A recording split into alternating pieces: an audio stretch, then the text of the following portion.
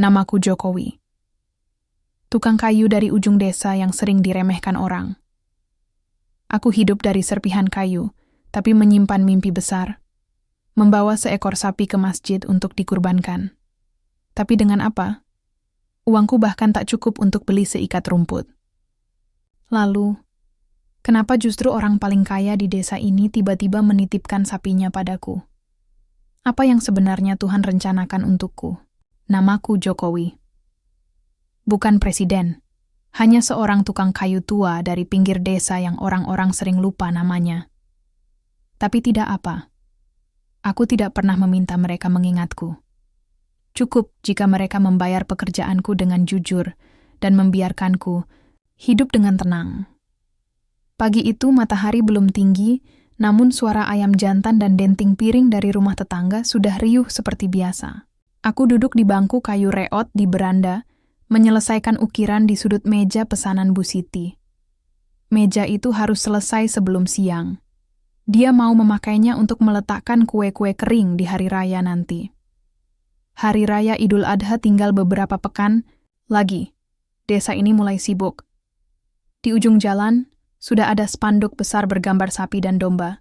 Tulisan merah mencolok. Panitia kurban Masjid Nurul Iman membuka pendaftaran. Aku membaca spanduk itu sambil menghela napas. Kata kurban, terasa jauh, seperti sesuatu yang hanya bisa dilakukan orang-orang yang punya banyak. Di sepanjang hidupku, belum sekalipun aku mampu membeli seekor kambing, apalagi sapi, untuk dikurbankan. Tapi tahun ini, entah mengapa, ada suara yang terus memanggil dari dalam hatiku.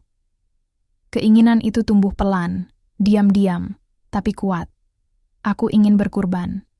Aku ingin, sekali tahun ini, membawa sapi ke masjid. Aku tahu itu gila. Bahkan makan daging saja biasanya hanya bisa saat lebaran. Itu pun dari sumbangan orang lain. Tapi bukan karena aku ingin terlihat kaya. Bukan juga karena ingin dipuji.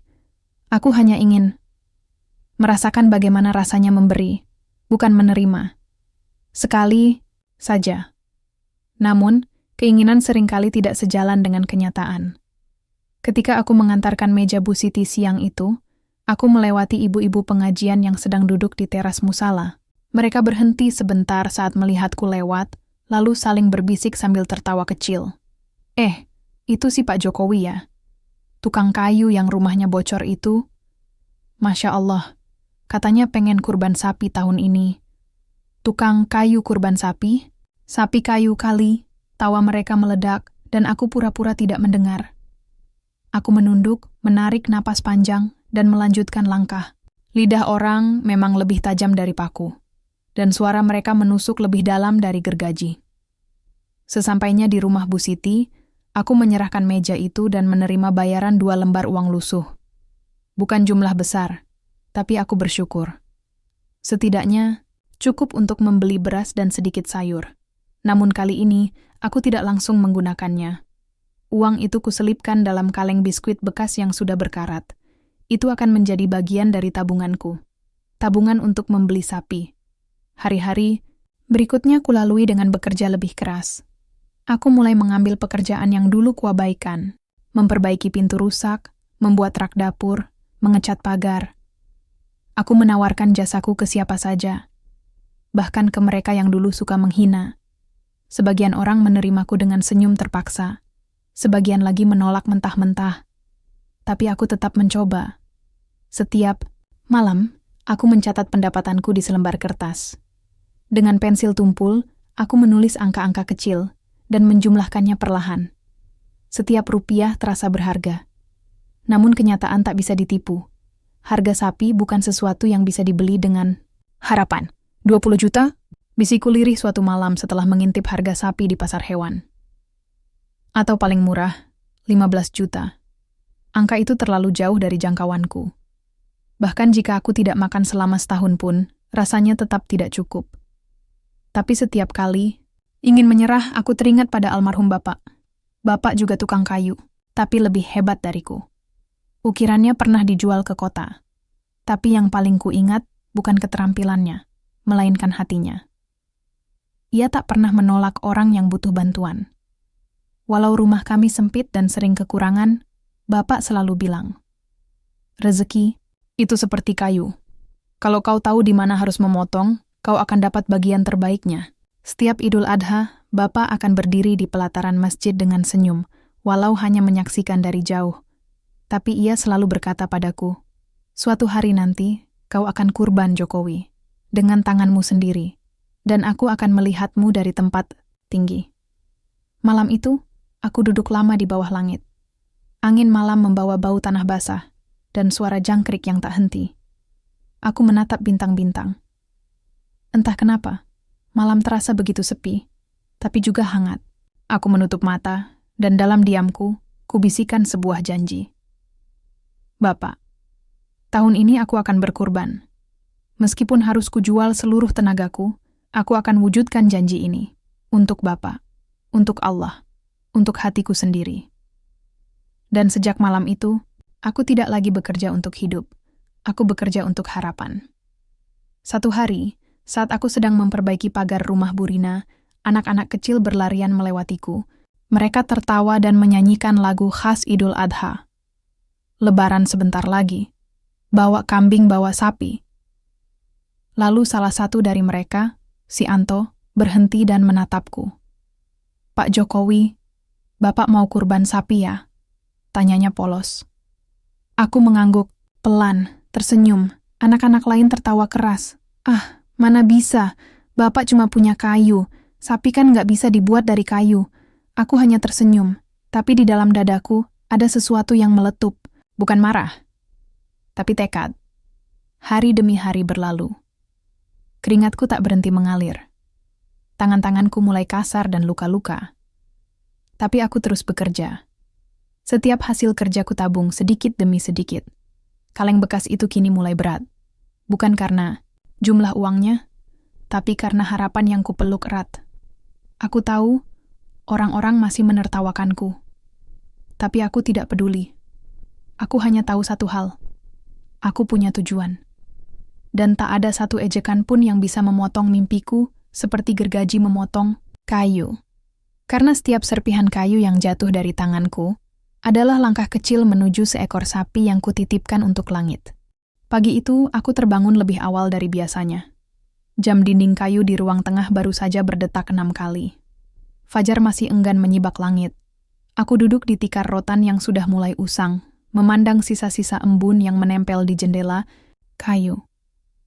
Sejenak aku hanya diam, mendengarkan suara alam, cicitan burung, semilir angin yang menyusup lewat celah-celah papan, dan detak jantungku sendiri yang seperti memanggil sesuatu.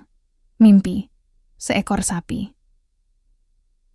Bukan sapi milik orang lain, bukan sapi yang kulihat dari kejauhan, tapi sapi yang aku sendiri yang membawanya, aku sendiri yang mengikhlaskannya.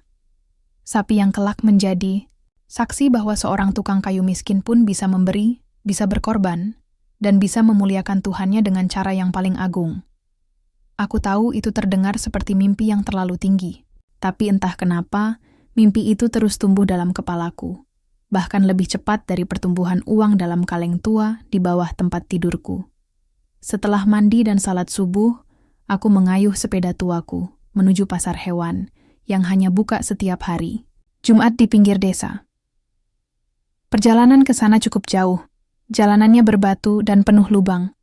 Sepedaku berderit keras setiap kali melewati tanjakan, tapi aku terus mengayuh.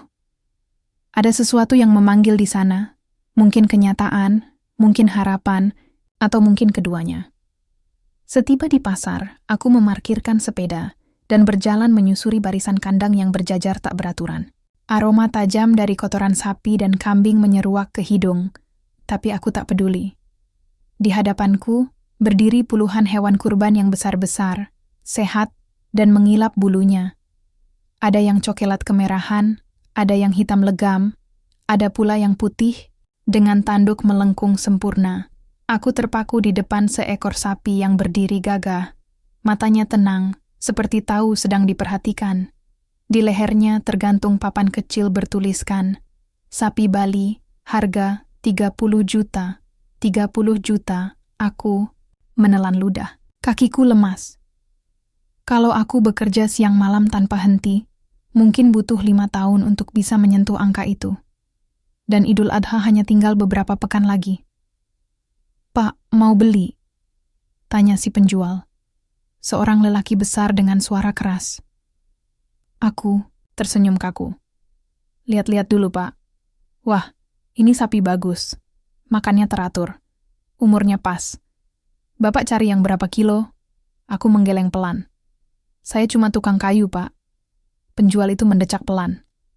"Waduh, ya kalau gitu, jangan mimpi tinggi-tinggi, Pak. Sapi bukan buat semua orang. Ada kambing juga tuh." Aku tahu dia tidak bermaksud menghina, tapi kalimat itu tetap menusuk. Sapi bukan buat semua orang. Apa itu artinya hanya orang-orang kaya yang berhak berkurban? Aku melangkah mundur, meninggalkan barisan sapi itu dengan dada sesak. Tapi sebelum pergi, aku melihat seekor sapi kurus di ujung kandang. Lehernya panjang, kakinya kurus, tapi matanya tampak hidup. Ada sesuatu dalam tatapan itu yang terasa akrab.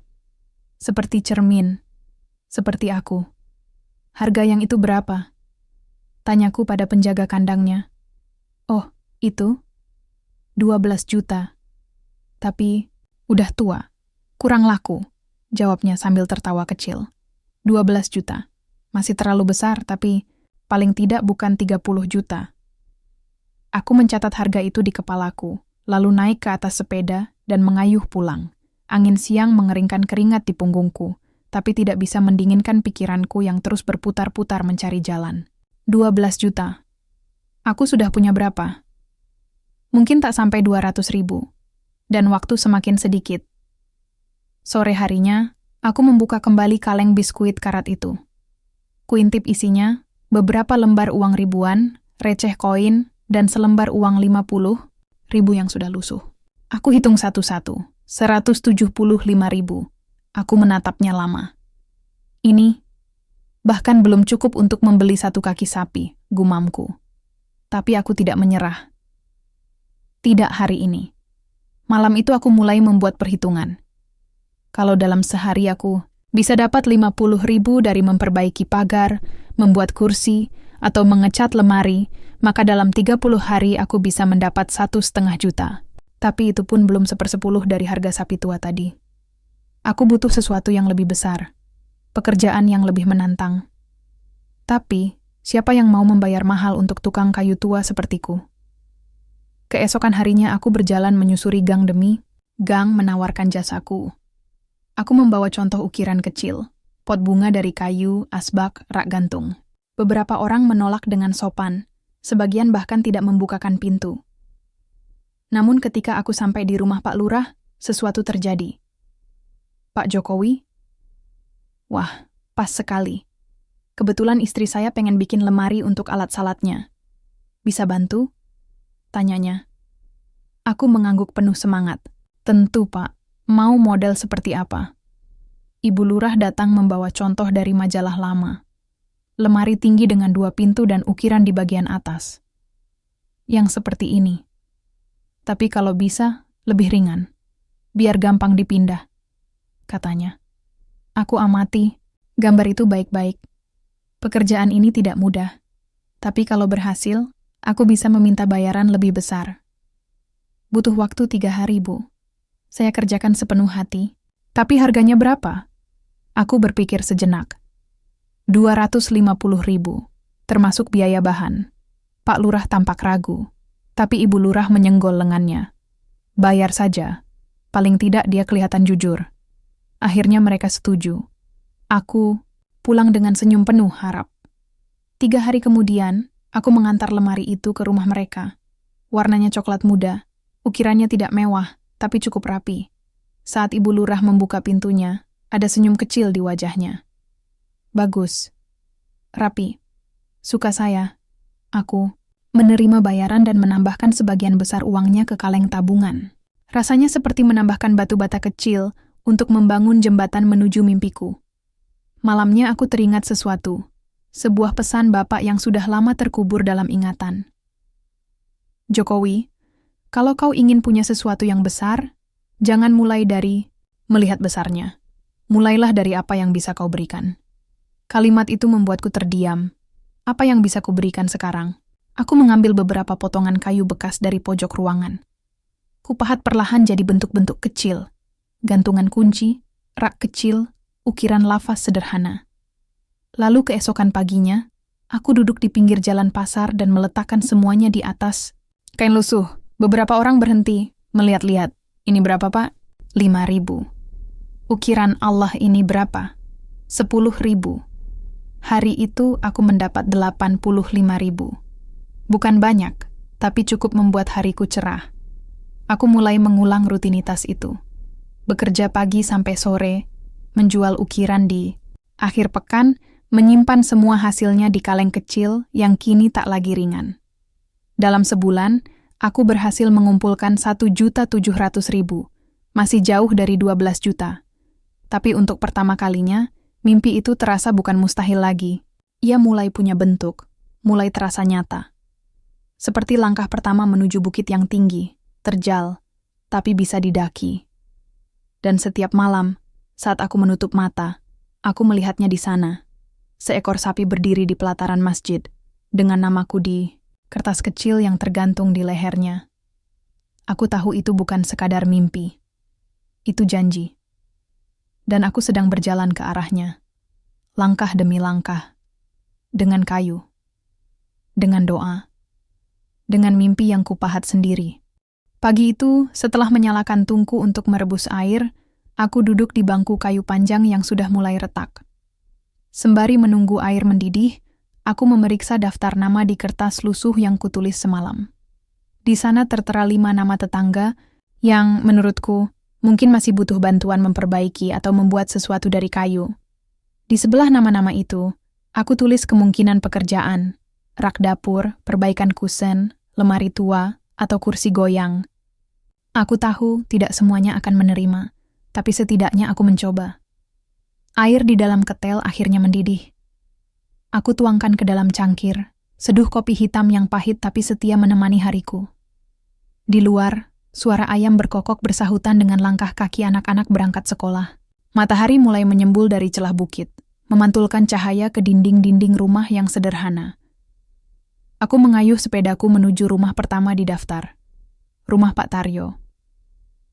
Ia tinggal bersama istrinya, Bu Marsih, di rumah kayu yang sudah miring, ke kiri sejak beberapa tahun terakhir. Aku tahu, banyak bagian rumah itu yang perlu dibenahi. Tapi aku tidak ingin menawarkan jasa dengan kesan memaksa. Aku turun dari sepeda dan memberi salam. Bu Marsih muncul dari balik pintu. Wah, Pak Jokowi, ada apa pagi-pagi ke sini? Aku tersenyum ramah. Bu, saya cuma ingin menawarkan bantuan. Kalau ada kusen yang rusak atau rak dapur yang perlu dibenahi, saya bisa bantu. Upahnya seikhlasnya saja. Bu Marsih menatapku lama. Lalu suaminya muncul dari dalam. Bantuan? Gumam Pak Taryo. Iya, Pak. Saya lagi cari kerja tambahan. Buat biaya beli hewan kurban. Saya nggak maksa. Cuman menawarkan saja. Pak Taryo mengusap dagunya. Hewan kurban? Sapi? Aku mengangguk. Insya Allah, kalau Allah izinkan. Keduanya saling berpandangan. Ada jeda yang membuat udara pagi terasa berat. Akhirnya Pak Taryo berkata, Pak Jokowi, bukannya kami nggak mau bantu. Tapi lemari kami juga masih cukup. Lagi pula, Bapak sendiri kan tahu keadaan sekarang. Semua orang lagi susah. Bahkan kami sendiri belum tentu bisa kurban kambing tahun ini. Aku mengangguk pelan. Saya mengerti, Pak. Maaf mengganggu. Aku menuntun sepedaku pergi, berusaha tetap tersenyum meski hatiku agak perih. Rumah kedua adalah milik Bu Rina. Seorang janda yang anaknya merantau ke kota. Dulu, dia pernah memesan rak buku dariku. Kukira dia mungkin butuh sesuatu lagi. Tapi ketika aku mengetuk pintunya, Bu Rina hanya membuka sedikit celah jendela. Oh, maaf Pak Jokowi. Lagi sakit kepala. Mungkin lain kali, ya. Suaranya pelan dan lelah.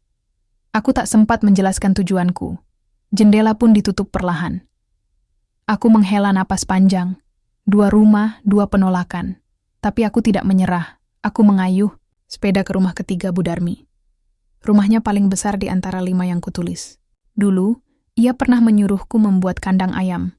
Pak Jokowi? Sapa Bu Darmi ketika membuka pagar. Iya, Bu. Maaf mengganggu. Saya cuma mau menawarkan bantuan. Mungkin ada meja atau pagar yang perlu diperbaiki.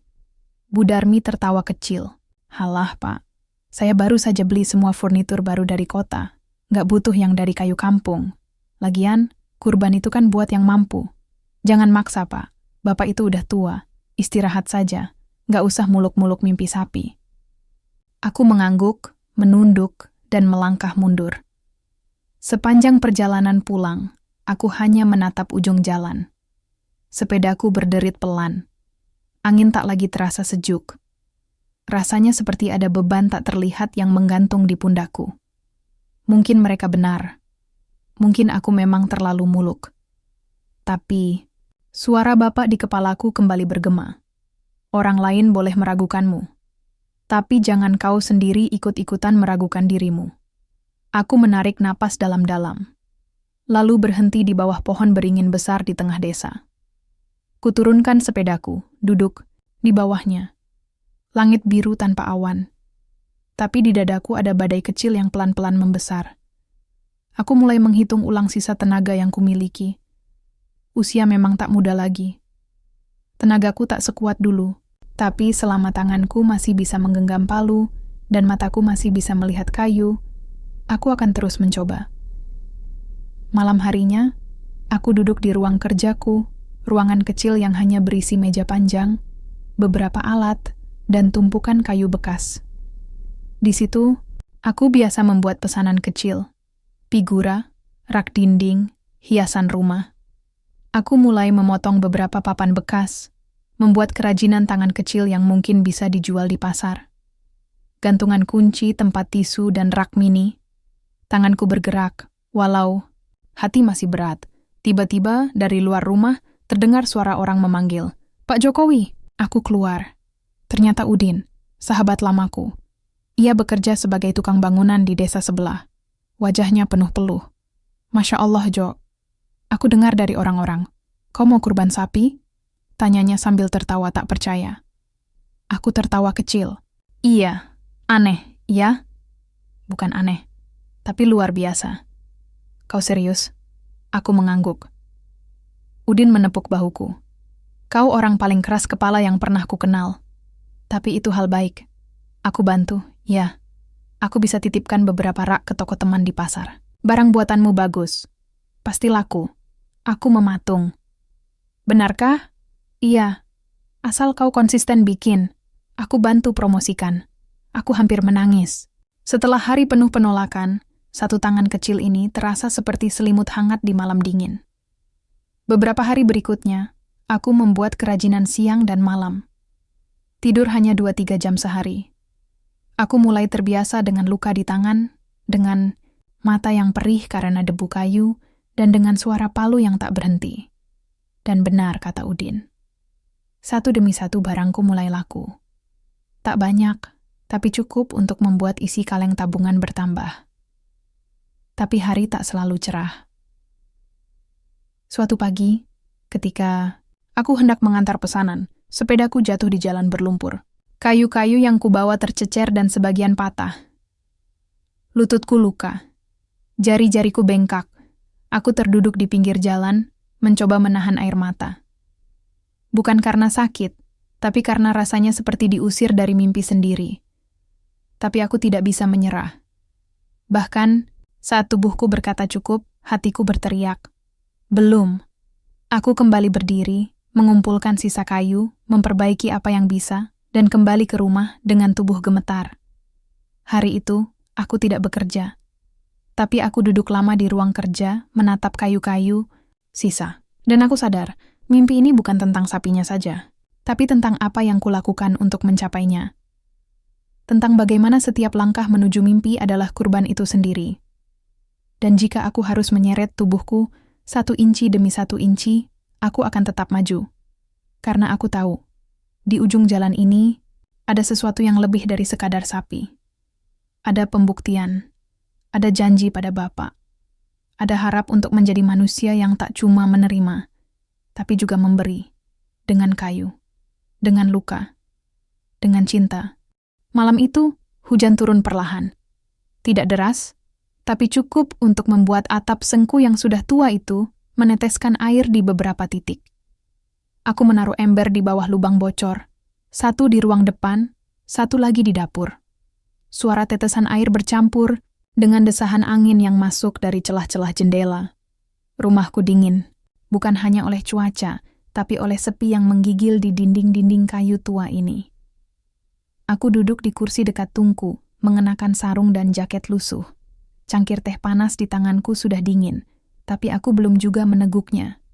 Pikiranku mengembara jauh, lebih jauh dari suara hujan yang menari di luar. Aku lelah. Tubuhku mulai terasa berat, punggungku nyeri.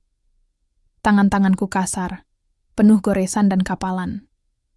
Setiap bangun pagi, aku butuh waktu beberapa menit hanya untuk membuat tubuhku bergerak normal. Tapi aku tetap bekerja, hari demi hari.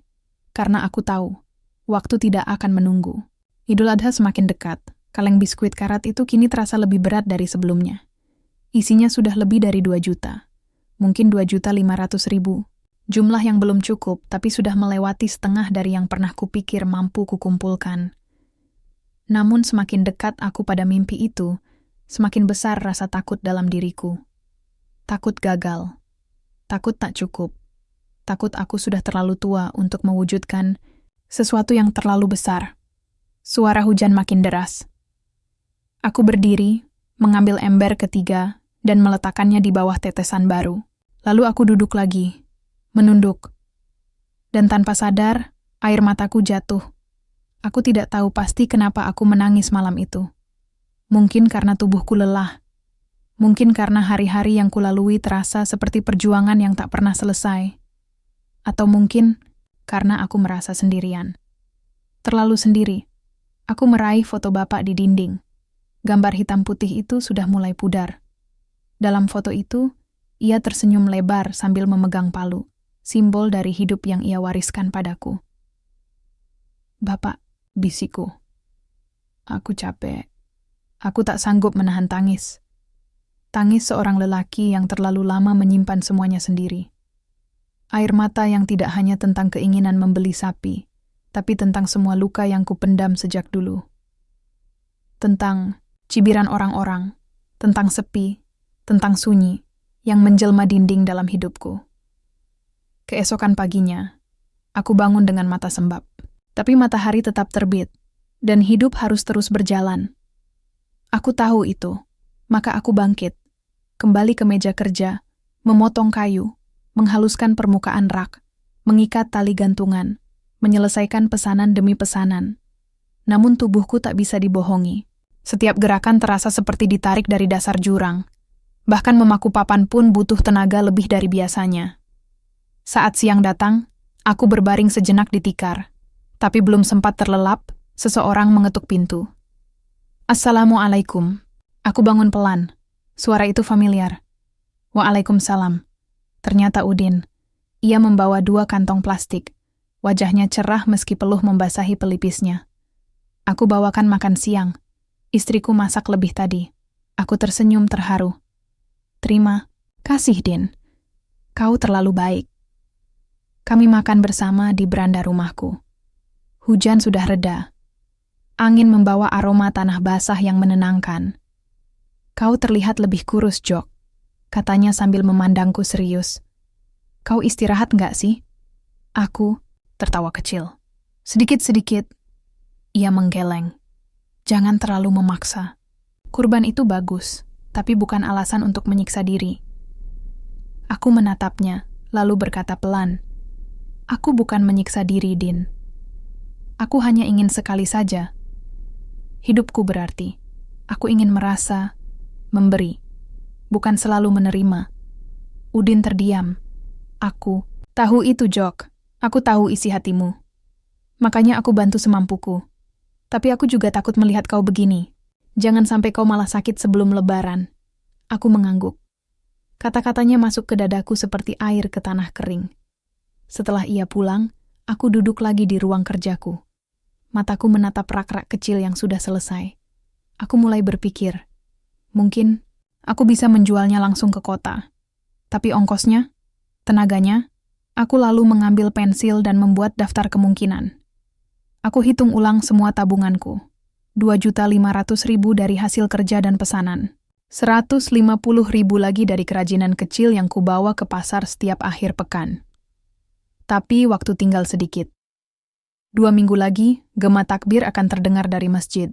2 minggu lagi semua orang akan membawa hewan kurban mereka ke lapangan. Dan aku masih belum cukup. Aku mulai berpikir untuk menjual sesuatu. Tapi apa? Aku melihat-lihat seisi rumah. Tak ada barang mewah. Tak ada benda berharga. Hanya kayu, alat kerja, dan kenangan. Lalu mataku terhenti pada palu bapak.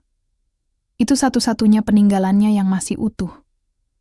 Pegangannya sudah halus karena sering kugunakan. Di bawahnya, terukir inisial kecil, Jason Jokowi dan Surono, namaku dan nama bapak. Bibirku gemetar. Kalau kupinjamkan ke toko loak, mungkin bisa 100 atau 200.000.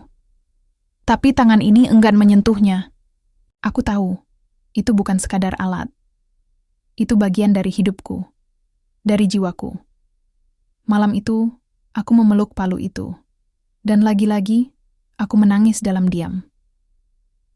Beberapa hari setelahnya, aku tetap bekerja, menolak rasa letih, menelan luka-luka kecil. Tapi satu malam, aku jatuh pingsan saat sedang memaku. Ketika sadar, aku sudah terbaring di tikar, dengan Udin duduk di sampingku. "Jo, berhenti dulu. Tolong," katanya lirih. Aku menatapnya. "Aku nggak bisa. Waktunya tinggal sebentar lagi." Ia menggeleng.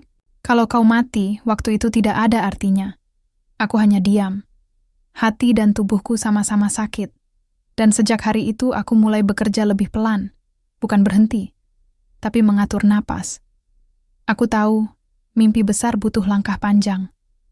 Dan langkah panjang butuh tubuh yang tetap berdiri.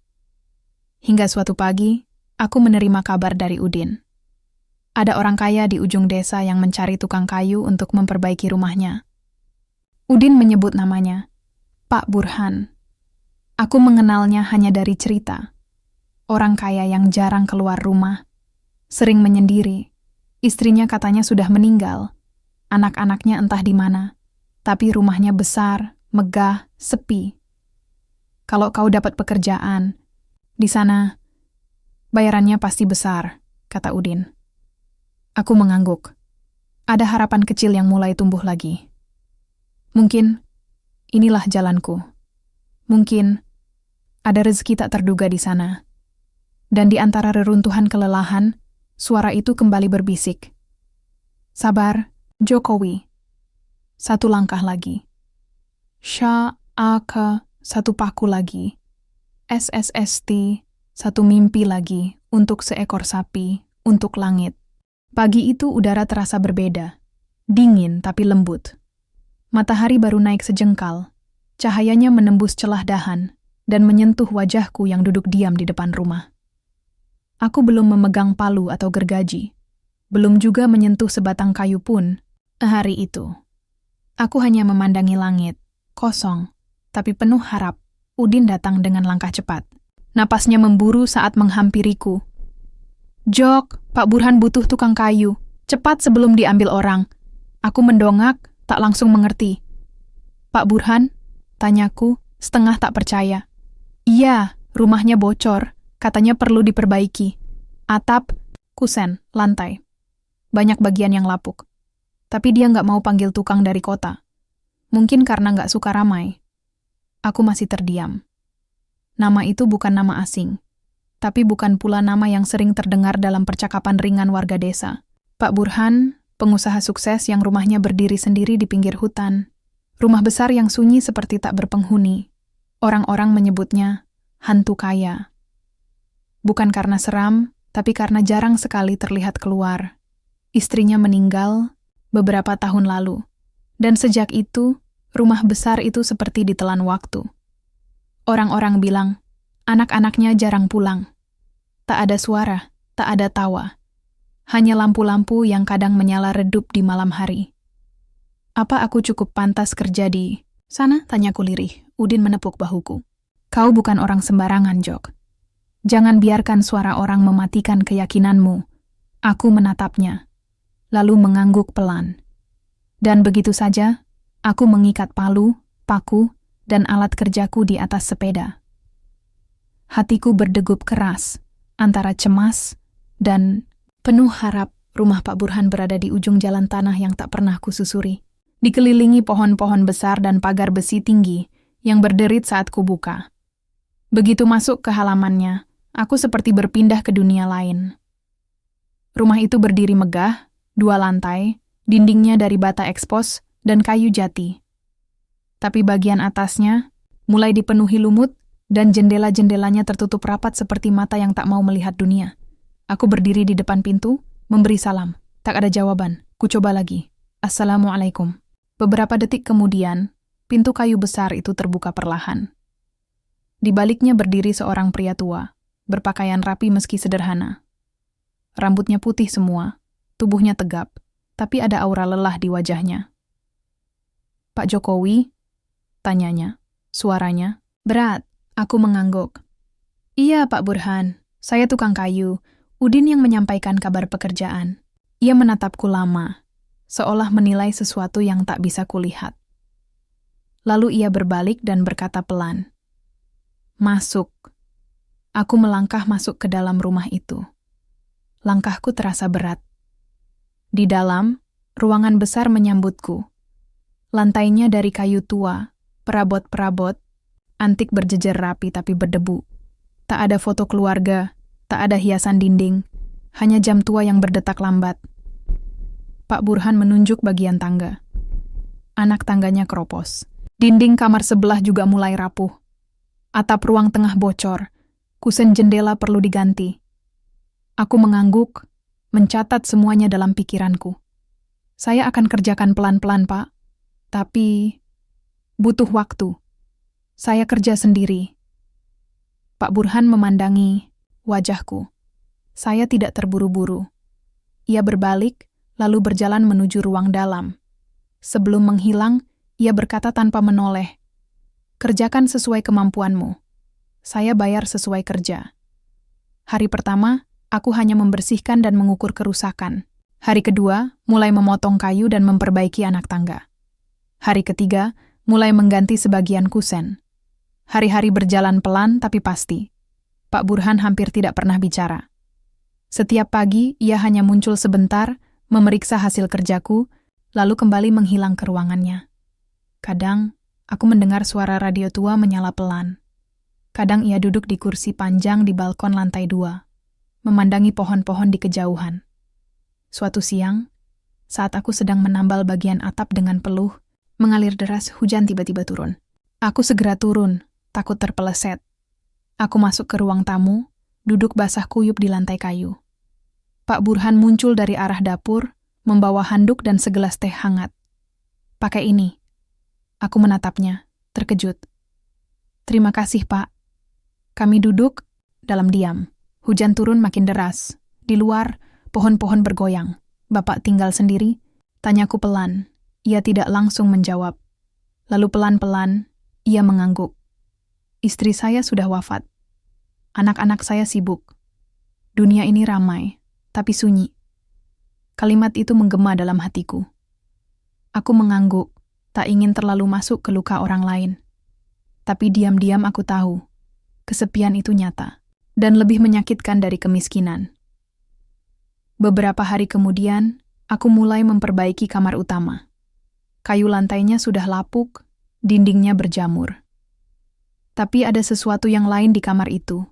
Foto kecil di meja, 2 orang muda tersenyum saling pandang. Dan di bawahnya, tulisan tangan yang samar. "Untukmu, sampai akhir napas." Aku tak berani bertanya. Tapi sejak hari itu, Pak Burhan mulai sedikit lebih terbuka. Ia sering datang membawakan teh, atau sekadar berdiri memperhatikan. "Jokowi," katanya, "suatu sore, berapa bayaranmu nanti?" Aku menatapnya. "Saya tidak menentukan harga, Pak. Bapak lihat saja hasil kerja saya. Bayar seikhlasnya. Yang penting, saya bisa terus kerja." Ia memandangku lekat-lekat. "Kau orang yang aneh, tapi jujur dan langka. Aku tersenyum, tidak tahu harus menjawab apa. Lalu tiba-tiba ia bertanya, "Kenapa kau begitu gigih bekerja? Kau tidak muda lagi. Apa yang kau kejar?" Aku menunduk. Hujan sore itu jatuh perlahan di luar jendela. Ada satu hal yang ingin saya wujudkan sebelum saya mati, Pak. Apa itu? Aku menarik napas. Saya ingin berkurban. Seekor sapi. Dengan tangan saya sendiri.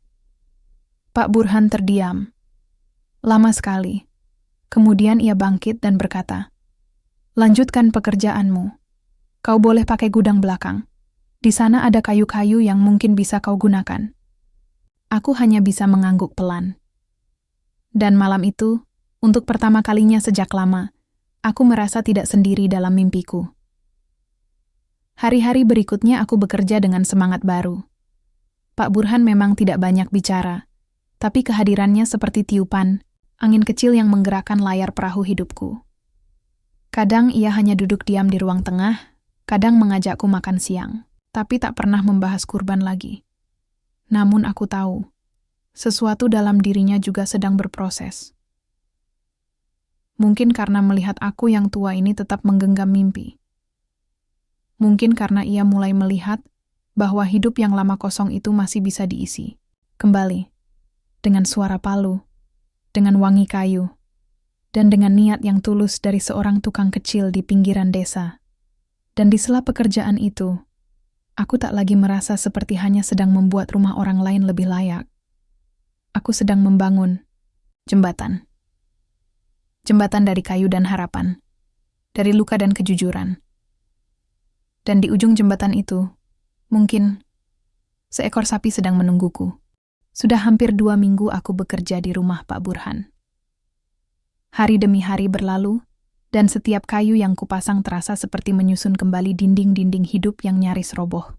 Bukan hanya di rumah itu, tapi juga di dalam diriku sendiri. Mungkin juga di dalam dirinya. Pagi itu aku datang lebih awal. Kabut masih menutupi halaman depan, dan embun menggantung di dedaunan. Seperti biasa, aku mengetuk pintu perlahan, lalu masuk setelah dipersilakan. Pak Burhan sedang duduk di ruang tengah mengaduk teh dalam cangkir tanpa meneguknya. Matanya kosong menatap jendela. Ada bagian kusen belakang yang mulai rapuh, Pak. Kalau tidak segera diganti, bisa berisiko roboh, kataku membuka percakapan. Ia hanya mengangguk. Lalu, tanpa memalingkan wajah, bertanya pelan. "Pak Jokowi, pernahkah Bapak kehilangan sesuatu yang sangat berarti?"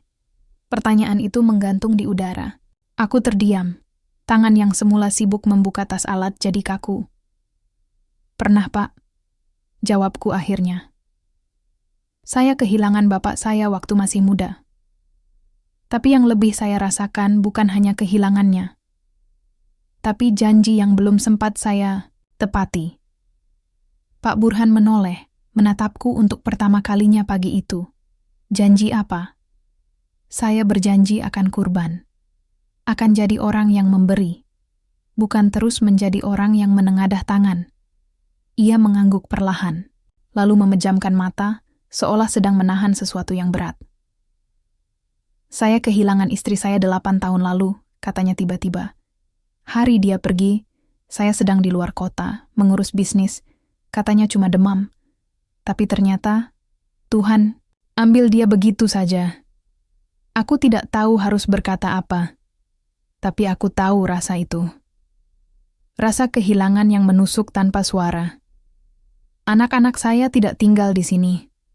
Mereka sibuk, hidup di kota, dengan urusan sendiri-sendiri. Rumah ini, sejak diperi, hanya dinding dan debu. Tidak ada suara, tidak ada arah. Ia menatapku dalam-dalam. Lalu kau datang. Dengan palu, dengan kayu, dengan mimpi aneh tentang sapi. Aku tersenyum kecil. Mimpi itu bukan aneh, Pak. Hanya terlalu sunyi untuk dimengerti orang kebanyakan. Pak Burhan menghela napas, lalu bangkit dan melangkah pergi ke arah dalam rumah. Tak lama, ia kembali dengan sesuatu di tangannya. Amplop coklat. "Ini," katanya menyerahkannya padaku. untuk membantu mewujudkan kurbanmu. Aku tercekat. Pak, saya belum selesai kerja. Saya belum layak menerima. Ambil. Bukan karena kasihan, tapi karena saya ingin ikut. Menambal luka saya sendiri lewat mimpimu. Tanganku gemetar saat menerima amplop itu. Aku tak langsung membukanya. Tapi aku tahu, isinya bukan sekadar uang. Di dalamnya ada sesuatu yang jauh lebih berat, perasaan yang telah lama dipendam, dan keinginan diam dari seseorang yang akhirnya ingin merasa berguna lagi. Malam itu, aku membuka amplop itu pelan-pelan di bawah cahaya redup lampu gantung. Ada uang tunai dalam jumlah besar, jauh lebih banyak dari yang pernah kupegang sekaligus.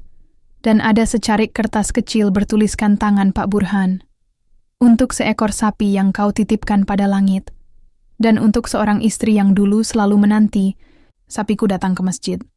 Tahun ini, aku titipkan kurban itu lewat tanganmu. Aku tak bisa menahan air mata. Aku memeluk kertas itu. Seolah itu adalah doa yang jatuh dari langit. Seolah tangan seseorang yang telah lama sunyi kini menggenggam tanganku. Namun rasa bahagia itu tidak lama bertahan. Beberapa hari kemudian, saat aku datang ke rumah Pak Burhan, pintu tidak dibuka. Tidak ada sahutan.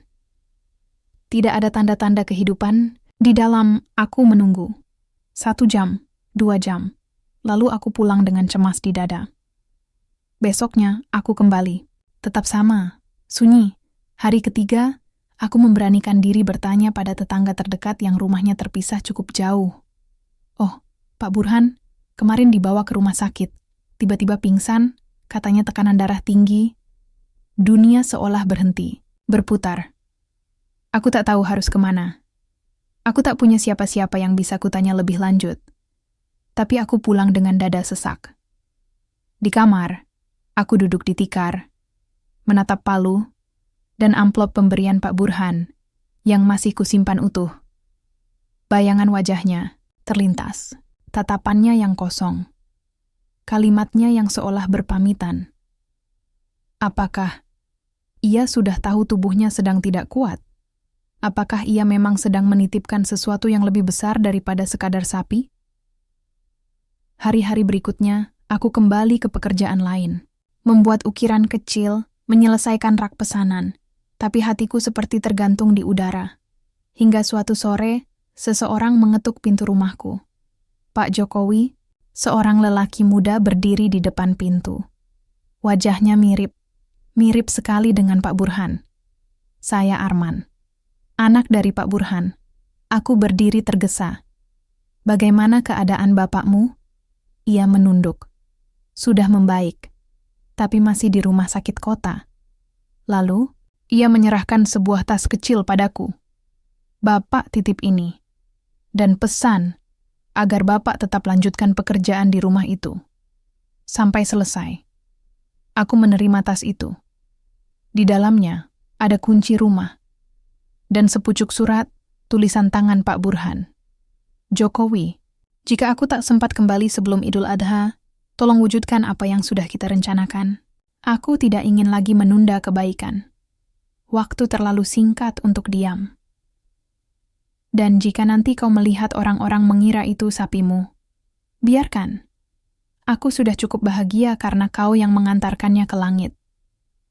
Aku menutup surat itu dengan mata basah, dan aku tahu babak baru dari hidupku telah dimulai. Bukan hanya perjuangan mencari sapi, tapi perjuangan menjaga amanah, dan mungkin menyatukan kembali hati yang selama ini terpecah oleh luka dan waktu. Aku berdiri di halaman rumah Pak Burhan, memegang kunci yang baru saja diberikan anaknya. Pintu pagar masih kokoh, namun rumput liar mulai tumbuh lebih tinggi dari biasanya. Rumah itu terasa lebih sepi dari sebelumnya, meski aku tahu, kini aku tidak benar-benar sendiri di dalamnya. Ada amanah di genggaman tanganku. Amanah yang berat, tapi tak mungkin kuabaikan. Sore itu, aku masuk perlahan. Debu sudah mulai mengendap di lantai. Daun-daun kering menumpuk di sudut teras. Langkahku bergema di ruang tamu yang luas tapi kosong. Kukenakan sarung kerja, lalu mulai merapikan sisa pekerjaan yang belum selesai, memasang bingkai jendela, mengganti papan dinding kamar, memaku lantai yang lapuk. Namun pikiranku bukan hanya pada paku dan kayu. Pikiranku tertambat pada rumah sakit, kota pada Pak Burhan. Pada surat terakhirnya yang seperti ucapan perpisahan yang belum utuh. Dan pada sebuah sapi yang kini seolah menjadi simbol dari dua hati yang terhubung oleh luka dan oleh tekad untuk tetap memberi, meski dunia seperti ingin mengambil segalanya. Beberapa hari kemudian Udin datang membantuku. Kami membersihkan halaman, menebas rumput, dan merapikan cat pagar. Rumah itu perlahan mulai hidup kembali. Kau yakin Bapak Burhan benar-benar ingin sapi itu dikurbankan atas namamu? Tanya Udin sambil menyapu dedaunan. Aku terdiam sejenak, lalu membuka tas kecil yang diberikan anaknya. Selain kunci dan surat, ada secarik kwitansi pembelian sapi. Dia sudah membayar sapi itu penuh, tapi menitipkannya padaku. Udin menatapku. Lalu, nanti saat Idul Adha, siapa yang akan disebut sebagai yang berkurban? Aku tak menjawab. Disinilah konflik sebenarnya bermula. Aku tahu aku tak pernah membeli sapi itu.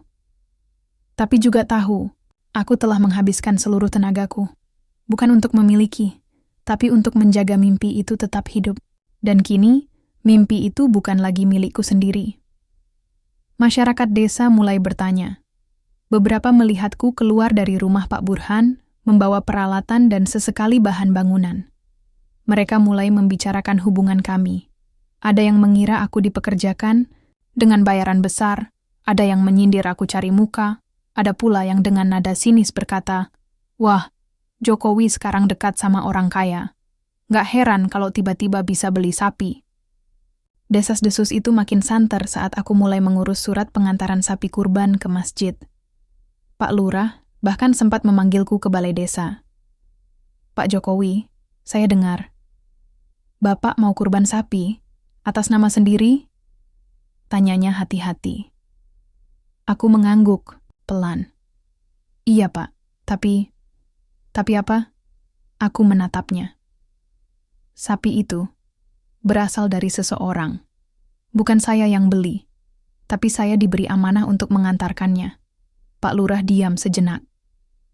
"Kalau begitu, seharusnya atas nama pemberinya." Aku menunduk. "Itulah yang sedang saya pertimbangkan." Pak Lurah mengangguk. "Saya percaya Bapak akan mengambil keputusan yang tepat, tapi bersiaplah, sebab masyarakat tidak selalu mau mendengar penjelasan yang panjang." Aku pulang dengan dada sesak. Di rumah, aku duduk lama menatap kaleng biskuit karat itu. Isinya, kini lebih dari 3 juta. Tabungan yang kupupuk dari kerja keras, dari tiap luka di tangan, dari malam-malam tanpa tidur. Tapi tetap belum cukup untuk membeli sapi itu sendiri. Aku bisa saja bilang itu sumbangan bersama, bisa saja bilang itu milikku. Tapi di dalam hatiku, aku tahu, itu bukan seutuhnya milikku. Malam itu, aku menulis surat. Kepada takmir masjid dan kepada seluruh warga yang saya hormati, saya, Jokowi, tukang kayu dari ujung desa, ingin menyampaikan bahwa sapi yang akan saya serahkan untuk kurban tahun ini bukanlah sepenuhnya hasil jerih payah saya. Sebagian memang berasal dari kerja keras saya, tapi sebagian besar adalah amanah dari seseorang yang mempercayai saya untuk menyampaikannya pada langit. Jika diperkenankan, izinkan saya menyerahkan sapi ini atas nama 2 orang. Hamba yang menitipkannya, dan saya yang meneruskannya. Karena kurban ini bukan tentang siapa yang terlihat memberi, tapi siapa yang benar-benar menyerahkan dirinya pada Tuhan. Hormat saya, Jokowi. Pagi harinya, surat itu kuantarkan langsung ke pengurus masjid. Mereka membacanya pelan, lalu menatapku dengan mata yang tidak lagi curiga. "Ini surat yang indah sekali, Pak Jokowi," kata takmir masjid dengan suara pelan.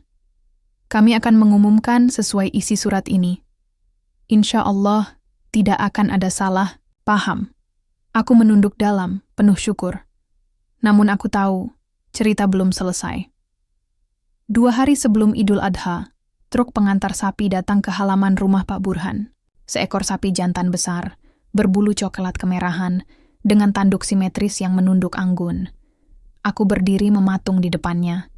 Sapi itu lebih dari yang pernah kubayangkan. Pak Arman, anak Pak Burhan, datang dan membantuku mengurus dokumen. Ia tampak lebih hangat dari sebelumnya. Bapak masih belum bisa pulang, tapi beliau kirim salam. Katanya, aku mungkin tidak bisa melihat sapi itu sampai ke masjid, tapi aku sudah melihat seseorang yang lebih pantas dari diriku yang membawanya. Aku nyaris tak bisa berkata-kata. Tenggorokanku tercekat. Terima kasih, bisikku. Arman menepuk bahuku. Bapak bilang, kau bukan cuma tukang kayu, kau penambal hidup orang lain, dan dia bersyukur bisa mengenalmu sebelum waktunya habis. Malam takbir akhirnya datang. Langit bersinar tenang. Suara beduk dari masjid terdengar beriringan dengan gema takbir yang memecah sunyi desa. Aku memandikan sapi itu dengan pelan, mengusap bulunya, menatap matanya. Besok, kita ke masjid ya, bisikku. Kau bukan sekadar hewan kurban. Kau adalah jembatan dari luka, dari harapan, dari dua hati yang ingin kembali memberi meski hidup sudah terlalu sering mengambil. Di langit, bintang bersinar lebih terang malam itu. Dan aku tahu, besok bukanlah akhir dari cerita ini, tapi awal dari sesuatu yang akan mengubah pandangan orang terhadap siapa yang layak untuk memberi. Sebab ternyata, yang layak memberi bukanlah yang punya lebih banyak, tapi yang tak berhenti mencoba meski hampir tak punya apa-apa. Pagi Idul Adha datang dengan cahaya lembut dan udara segar yang membawa aroma tanah basah semalam. Takbir masih menggema dari masjid, merambat ke setiap sudut desa, menyatu dengan suara anak-anak yang berlarian, ibu-ibu yang menyiapkan sarapan, dan derap langkah kaki menuju lapangan terbuka tempat kurban dilakukan. Aku sudah berdiri di dekat sapi sejak matahari belum muncul. Sapi jantan itu tinggi, gagah, dan tenang, menatapku seolah ia tahu apa yang akan terjadi hari ini. Aku mengelus kepalanya pelan. Terima kasih ya, bisikku. Sambil menuntunnya perlahan ke lapangan, langkahku terasa ringan, tapi dada, ini penuh gejolak. Aku tak bisa mengabaikan bisikan-bisikan yang sejak kemarin makin sering kudengar. Kata-kata yang menggores, dari mulut yang tak tahu apa-apa tapi merasa tahu segalanya. Jokowi bawa sapi? Jangan-jangan itu bukan milik dia? Kok bisa ya tukang kayu punya sapi semahal itu? Mungkin dia cuma numpang nama. Aku tahu, desa ini tidak kejam, tapi mulut orang-orang kadang lupa caranya diam. Dan hari ini, di bawah langit biru yang begitu terang, semua keraguan itu akan berkumpul menjadi satu di lapangan. Sapi itu aku serahkan langsung kepada panitia kurban. Aku serahkan pula surat kecil yang telah kutulis hari sebelumnya, salinan dari surat yang sebelumnya kuberikan kepada takmir masjid. Pak Lurah membacanya pelan, lalu menepuk bahuku. Kau tahu, Jokowi, banyak orang datang padaku. Mereka mempertanyakan, mencurigai, bahkan menertawakan. Tapi surat ini cukup. Biarkan hari ini menjadi jawaban untuk mereka. Aku menunduk. Saya tidak mau dipuji, Pak. Saya hanya ingin bisa menyerahkan apa yang pernah saya janjikan pada bapak saya. Pak Lurah tersenyum. Dan hari ini, kau menepatinya. Tapi tak semua orang sepakat. Ketika sapi mulai dituntun ke tempat penyembelihan, suara-suara mulai membesar. Salah satunya dari Pak Roni, tetanggaku yang sejak dulu paling keras mengejekku. Ia berdiri, menunjuk sapi itu dengan suara lantang. Pak Lurah, saya keberatan kalau sapi ini diumumkan atas nama Jokowi. Semua orang tahu siapa dia. Mana mungkin dia beli sapi sebesar itu dari hasil kerja tukang kayu? Beberapa warga mulai berbisik. Beberapa menoleh padaku. Aku diam, tangan mengepal. Jangan-jangan dia hanya numpang nama. Itu bukan haknya. Dia hanya ingin terlihat dermawan. Aku melihat mata Pak Lurah mulai gelisah. Ia menatapku, seolah meminta izin untuk membela. Tapi sebelum ia sempat bicara, aku maju, sendiri. Dengan langkah pelan, aku berdiri di tengah kerumunan. Semua mata mengarah padaku. Saya tidak akan menyangkal apa yang dikatakan Pak Roni, kataku tenang. Benar, saya tidak membeli sapi ini dengan uang saya sendiri. Tapi saya juga tidak pernah mengaku bahwa sapi ini sepenuhnya milik saya. Orang-orang mulai diam. Sapi ini adalah titipan dari seseorang yang merasa hidupnya terlalu kosong untuk memberi secara langsung. Ia menyuruh saya membawa sapi ini ke masjid. Bukan atas namanya, tapi atas nama harapan, bahwa kebaikan masih bisa diantar, meski dari hati yang hancur. Aku menarik napas, melanjutkan, saya hanya perantara, tapi saya bekerja keras untuk bisa sampai ke sini. Dengan tangan yang luka, tubuh yang tua, dan tekad yang tidak pernah padam. Suaraku mulai bergetar. Kalau kalian ingin tahu siapa yang memberi sapi ini, lihat ke langit, karena hanya Tuhan yang tahu siapa yang sungguh-sungguh memberi. Sunyi, semua orang diam, termasuk Pak Roni. Pak Lurah melangkah ke depan, mengambil mikrofon. Atas permintaan dan amanah yang tertulis, sapi ini kami catat sebagai kurban dari 2 nama, Bapak Burhan dan Bapak Jokowi. Bukan karena membaginya 2, tapi karena Tuhan sendiri yang tahu bahwa niat dan perbuatan, ketika disatukan, tak bisa lagi dipisah. Suara takbir kembali menggema. Tapi kali ini, terasa berbeda. Takbir itu seperti pelukan dari langit, dan ketika sapi itu disembelih, aku menunduk dalam, menahan air mata. Bukan karena duka, tapi karena ada sesuatu yang telah tuntas dalam diriku. Sepulang dari lapangan, beberapa orang mulai menghampiriku. Tak lagi dengan keraguan, tapi dengan pelan-pelan ucapan, maaf, pujian, atau sekadar senyum yang tulus. Bu Darmi, yang dulu menertawakanku, datang membawa sepiring ketupat dan opor. Pak Jokowi, maaf ya, saya dulu sempat ragu. Tapi hari ini, saya belajar sesuatu. Aku hanya tersenyum, tak perlu banyak kata. Lalu Udin datang menepuk pundakku sambil menyeka air matanya sendiri. Jo, kau bukan lagi cuma tukang kayu.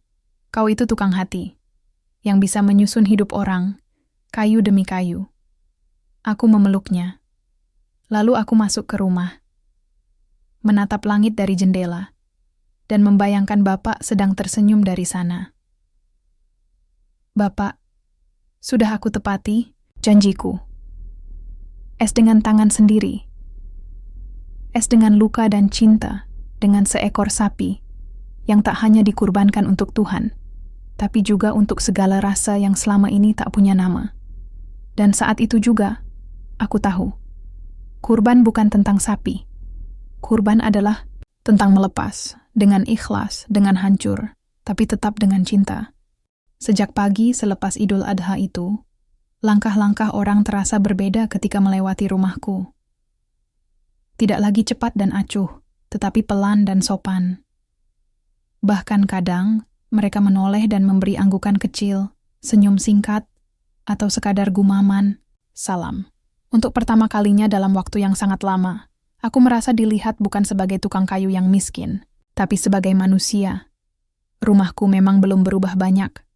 Gentingnya masih bocor di sudut timur. Dindingnya masih bergurat usia. Tapi hari itu, sinar matahari yang masuk dari selapapan terasa hangat, bukan menyengat. Seolah Tuhan sendiri memberi, tahu bahwa musim sudah berganti. Bukan pada kalender, tapi pada hati manusia di sekelilingku. Pagi itu, aku duduk di beranda, menyesap teh panas. Tanganku masih kasar, tapi hatiku pelan-pelan melembut. Di hadapanku, anak-anak kecil berlarian, sambil memainkan kulit kurban yang belum dijemur. Di ujung jalan, Udin datang membawa sekeranjang kelapa muda. Pagi, Jok, sapanya cerah. Pagi, Din, jawabku sambil tersenyum. Ia duduk di sebelahku tanpa diminta. Seperti biasa. Gimana rasanya jadi orang terkenal? Godanya sambil tertawa. Kecil. Aku hanya menggeleng, ikut tertawa. Bukan terkenal, Din.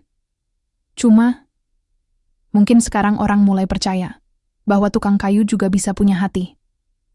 Udin mengangguk pelan. Dari dulu aku udah percaya. Cuman ya, sekarang semua orang juga. Lihat. Ia diam sejenak, lalu menoleh padaku. Kalau boleh jujur, Jo, waktu kau jalan bawa sapi itu ke lapangan, aku ikut nangis. Nggak tahu kenapa. Mungkin karena aku tahu, itu bukan sekadar sapi, tapi semua luka, harapan, dan janji yang kau bawa di punggungmu sendiri. Aku menunduk. Tak sanggup menjawab. Hari-hari setelah itu berlalu seperti angin sore, tenang, damai, dan kadang membuat dada sesak karena terlalu indah untuk dipercaya. Beberapa orang mulai datang ke rumah, bukan untuk mengejek atau bertanya sinis, tapi untuk meminta bantuanku memperbaiki kusen, membetulkan pintu, atau membuat rak gantung dari kayu jati tua. Mereka mulai menyebutku dengan hormat. Pak Jokowi, bukan lagi hanya jok, aku tidak butuh itu. Tapi aku bersyukur karenanya. Suatu sore, Pak Lurah datang ke rumah. Ia membawa sebuah bingkisan berisi baju koko putih dan sarung baru. Ini dari takmir masjid, Pak Jokowi. Sebagai ucapan terima kasih dan penghargaan, karena sudah menginspirasi kami semua. Aku terkejut. Wah, Pak, saya sungguh tidak layak menerima ini. Pak Lurah tertawa pelan. Kalau begitu kami semua juga tidak layak. Karena tidak ada satupun dari kami yang punya hati sekuat Anda. Aku hanya bisa mengucap terima kasih. Beberapa hari setelah itu, kabar dari rumah sakit datang. Pak Burhan meninggal dunia. Aku mendengar kabar itu dari anaknya, Arman. Ia datang ke rumah membawa sepucuk surat.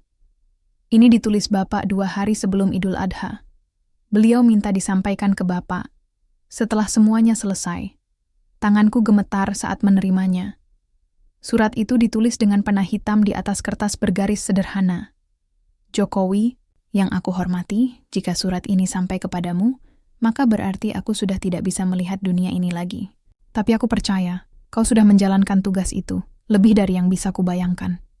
Maaf jika selama hidupku aku terlalu sibuk dengan diriku sendiri. Harta yang kubangun, rumah yang kuciptakan, semua kosong tanpa ada yang kupercayai. Dan kau, di saat dunia menjauh dariku, datang bukan untuk meminta, tapi untuk memberi.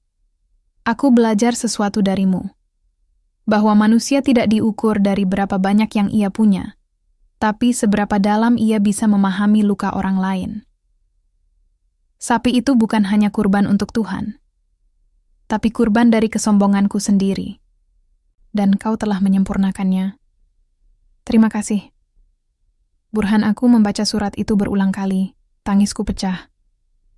Aku tahu dunia ini kadang terlalu cepat menilai siapa yang tinggi dan siapa yang rendah. Tapi surat itu, seperti jembatan antara dua dunia, dunia orang kecil sepertiku, dan dunia orang besar seperti Pak Burhan, yang ternyata sama rapuhnya. Beberapa minggu kemudian, rumah Pak Burhan direnovasi. Arman memintaku memimpin perbaikan, Bapak. Ingin rumah ini dilanjutkan oleh orang yang dia percaya, dan itu hanya satu orang, kau. Aku menatap rumah itu lama. Dindingnya masih berdiri, tapi jiwanya seperti baru. Di setiap papan kayu yang kupasang, kutanamkan doa. Di setiap paku yang kupukul, kutanamkan ingatan. Bukan tentang upah, bukan tentang proyek, tapi tentang satu amanah yang membuktikan bahwa hidup selalu bisa berubah. Asalkan kita bertahan cukup lama untuk melihatnya. Suatu malam, aku duduk sendiri di serambi. Angin bertiup lembut, langit penuh bintang. Lalu tiba-tiba, suara langkah kaki mendekat. Izin Pak Jokowi, aku menoleh. Seorang anak laki-laki berdiri malu-malu. Di tangannya ada potongan kayu kecil. Saya mau belajar bikin kursi. Bapak bisa ajari saya? Aku tersenyum. Namamu siapa? Bayu. Aku mengangguk, lalu membuka pintu rumah. Ayo, masuk. Malam ini, kita belajar bikin kursi, dan besok, mungkin kita belajar cara memegang hidup. Dan malam itu, rumahku terasa paling hidup sejak bertahun-tahun lalu. Karena bukan hanya suara palu dan gergaji yang terdengar, tapi juga suara harapan yang pelan-pelan mulai tumbuh dari tangan ke tangan, dari satu hati ke hati yang lain. Hari-hari kembali berlalu seperti aliran sungai yang tenang. Tak ada riak besar, tak ada batu terjal. Tapi airnya jernih, dan pantulannya memantulkan bayangan yang tidak pernah kulihat sebelumnya. Diriku sendiri, tersenyum. Aku bukan siapa-siapa. Masih tinggal di rumah yang sama, tidur di atas tikar yang sama, bekerja dengan tangan yang sama. kasar, berurat, dan penuh luka lama. Tapi hidupku sudah tidak sama lagi. Sejak hari kurban itu, desa ini bukan lagi tempat yang penuh bisik-bisik tajam. Wajah-wajah yang dulu sinis kini menyapa ramah. Bahkan Pak Roni, yang dulu paling keras menuduhku pembohong, kini datang seminggu sekali. Kadang untuk memesan meja, kadang hanya untuk mengobrol di beranda. "Aku ini terlalu banyak omong, Jok," katanya suatu sore. "Tapi lidah kalah jauh dari tanganmu. Apa yang kau buat mengubah cara kami memandang hidup." Aku tak membalas, hanya tersenyum.